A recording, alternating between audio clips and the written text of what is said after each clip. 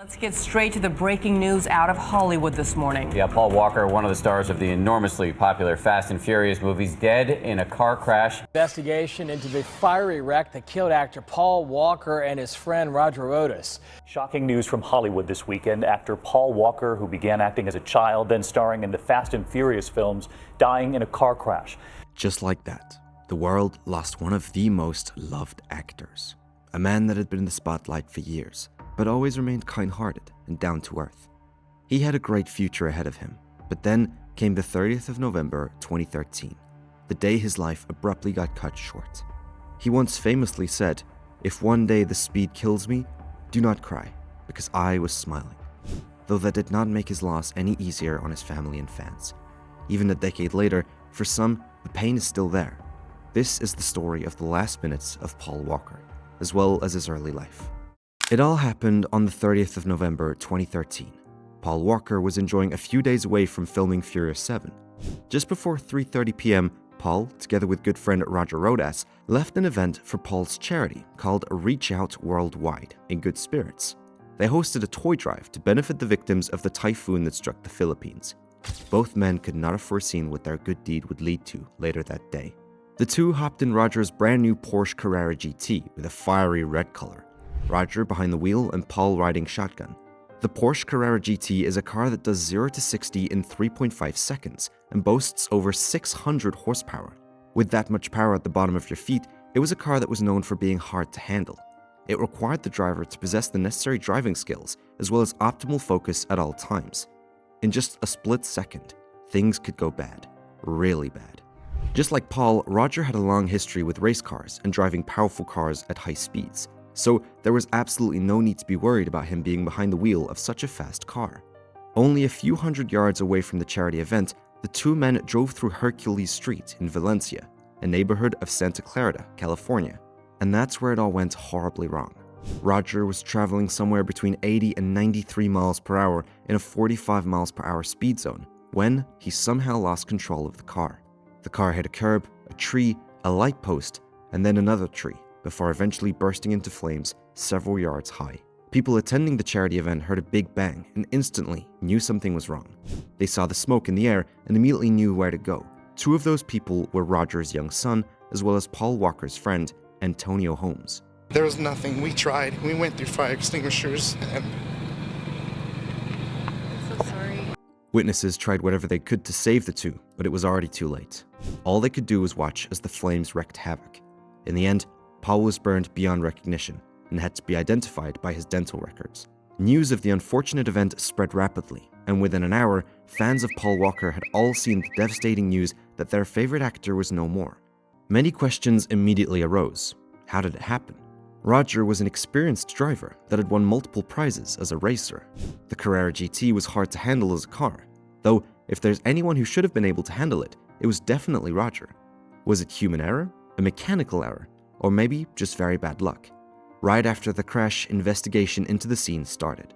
Investigators had found no evidence that the car had mechanical problems and ruled out debris or other significantly roadway conditions that could cause an incident, such as oil spills or potholes. Though they did find evidence that the car was traveling way too fast based on marks on the road. Investigators also found that the car had been modified to put out more power. The car's exhaust was altered. The tires were approximately 9 years old, where the owner's manual suggests changing the tires after 4 years. And its left rear brake rotor was worn below manufacturer specifications, although that did not contribute to the crash. Subsequently, Porsche, the manufacturer of the car, sent several of their engineers to California to review the rare car's wreckage because it was such a high-profile case. Despite the car being badly mangled and partly burnt out, the engineers were able to do a thorough analysis. They found no problems with the car's electrical systems, brakes, throttle, fuel system, steering, suspension, or other systems. They further declined to give any input on what else may have caused the crash. The final official verdict was given not much later by the Los Angeles County Sheriff's Department. Investigators determined the cause of the fatal solo vehicle collision was unsafe speed for the roadway conditions, he said in a statement. So, the cause was human error. Roger simply drove way too fast. In December 2014, Paul's father filed a wrongful death claim against Roger's estate. A wrongful death claim is a claim against a person who can be held liable for a death. He sought the return of a proportionate share of revenue generated by a group of automobiles that were jointly owned by both Paul and Roger. And despite that final verdict of the Los Angeles County Sheriff Department and the investigation report of the Porsche engineers, Paul's daughter, Meadow, filed a wrongful death lawsuit against Porsche, claiming that the Porsche Carrera GT had numerous design defects, including a history of instability, and that its seatbelt placement caused harm upon impact. However, Porsche denied any wrongdoing and blamed both men, stating the risks and danger were clear, obvious, and known to both. They chose to conduct themselves in a manner that exposed themselves to such dangers and risks involved in using the vehicle. Both parties later settled out of court. Prior to this fatal accident, Paul Walker's story had been one of many successes. Paul was born on the 12th of September 1973 in Glendale, California, to his father Paul and mother Cheryl. He grew up in a Mormon household, together with his 4 youngest siblings called Amy, Ashley, Caleb, and Cody. At age 2, Paul already took his first steps in the entertainment business, as he was recruited in a Pampers commercial. It sure wouldn't be the last time he appeared on the big screen either. Over the course of his childhood, Paul continued to appear in multiple commercials, as well as television shows, in which he did very well. After he graduated from Village Christian School in Sun Valley, California, in 1991, he started to take acting more seriously. However, it wasn't until 2001 that he finally got his well-deserved breakthrough. You can probably already guess which movie that was. Paul was chosen for a role in The Fast and the Furious, the first installment of the franchise. A franchise that would go on to reach cinemas all over the world, and eventually become one of the most notable of its kind. The movie centered around the illegal drag racing community and the criminal elements that came with it. Brian O'Connor, played by Paul, was an undercover LAPD officer that delved into the street racing scene to investigate a group allegedly led by Dominic Toretto, played by Vin Diesel. The movie was a success and established Paul as a film star. In 2003, he played the role of Brian O'Connor again in the franchise's second installment called Too Fast, Too Furious, which was yet another success. Prior to and after the second installment, Paul played in a few successful movies, as well as commercially unsuccessful movies. All those movies were just not as big of a success as the racing movies. Despite being a star, Paul always remained very grounded. His first priority was always his daughter Meadow, whom he had together with his girlfriend Rebecca Soteros back in 1998. While not on set, Paul loved his freedom. He wasn't keen on always living the life of some posh celebrity. He cared more about exploring the world and traveled to countries far away to stay in the nature's most precious places with his family to do fun activities, often accompanied by an element of speed. Paul just did not care about the money and fame. In an interview with Sun-Times Chicago back in 2003, he already elaborated that he could have accepted way more lucrative roles, such as Superman, but they just weren't near to his heart. Yes, I could have made $1 gazillion on playing Superman. I could have probably bought my own fleet of jets or my own island, he said jokingly in the interview. You know what? I don't need it.